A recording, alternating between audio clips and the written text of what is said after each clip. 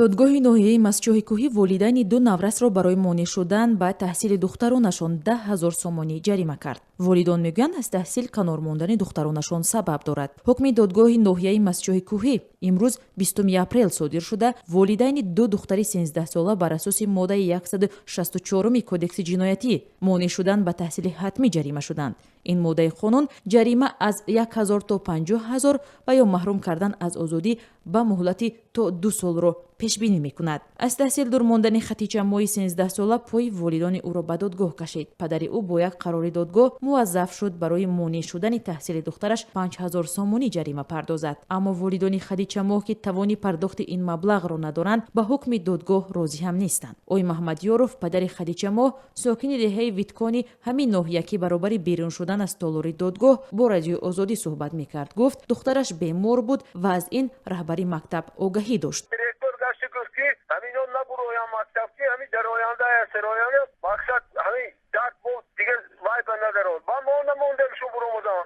ёров як омили дигари аз мактаб канор мондани духтарашро дар набудани шароити муносиби таҳсил барои духтарон арзёбӣ кард. نه درد داره نه تیرز داره یک اسلوبی بای نداره. معلومه همین به مو رو کسته جریمه انداختن. ما یک 50,000 بود معلومه فروورده مو به 5,000 کرد. همین 5,000 هم معلومه مو دادن نمیتونه. ما خیلی شروعی کسوم شوق معلومه. аммо масъулини мактабе ки духтари ой Маҳмад ёров онҷо таҳсил мекунад, чунин далелҳоро баҳонаи беш намедонанд. онҳо мегӯянд ҳудуди 40 соат ҳузур надоштани ҳар як кадоми ин хонандаҳо дар дарс боиси ҷаримабандии волидонашон шудааст.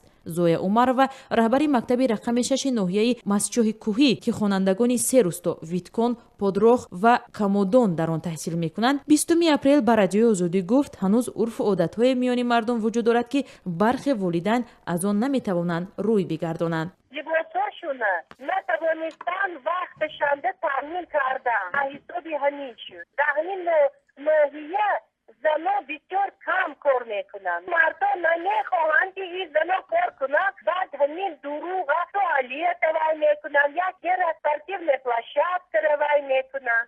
мақомот мегӯянд ҳукми ҷаримабандии ду сокини рӯстои Виткон метавонад барои бархе волидон дарси ибрат шавад. ҳарчанд мақомот солҳои ахир аз болоравии сафи духтарон дар мактабҳо хабар дода мегӯянд дигар мисли солҳои пеш шумори андаки онҳо аз таҳсил дур мемонанд, аммо ба гуфтаи таҳлилгарони соҳа ҳанӯз ҳам дар минтақаҳои куҳистонӣ мушоҳида мешавад ки волидон бо далелҳои мухталиф монеъи таҳсили фарзандон алалхусус духтарон мешаванд. миҷгонаи Қурбонбек, омӯзгоре ки аз вазъи таҳсили духтарон дар ин минтақаи куҳистонӣ огаҳ аст, дар суҳбат бо радиои озодӣ гуфт бо вуҷуди он ки солҳои ахир вазъ то андозае тағйир кардасту омӯзгорон барои идомаи таҳсили духтарон талош мекунанд, аммо ҳанӯз ҳам хонаводаҳои мазҳабӣ монеъи таҳсили онҳо мешаванд.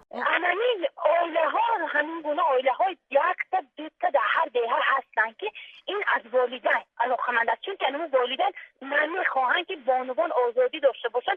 به همین خاطر مقصد چون همین چی که نمیخواهند آزادانه بانوان کار و فعالیت کنند. همین فکر عقیده دوره های پیچیده خیلی بودن، همین خیلی فکر عقیده دارد. طبق امور رسمی در یک سال 2017 10,000 волидайн барои иҷро накардани масъулияти худ дар тарбияи фарзанд ҷарима шуданд. яке аз омилҳои аслӣ ҳам аз мактаб дур мондани фарзандон будааст. баҳси волидони Хадичаи 13 сола бо додгоҳ дар ҳолест ки худи ин наврас мегӯяд намехост мактабро тарк кунад. ӯ гуфт орзу дорад таҳсилро идома дода дар оянда табиб бошад.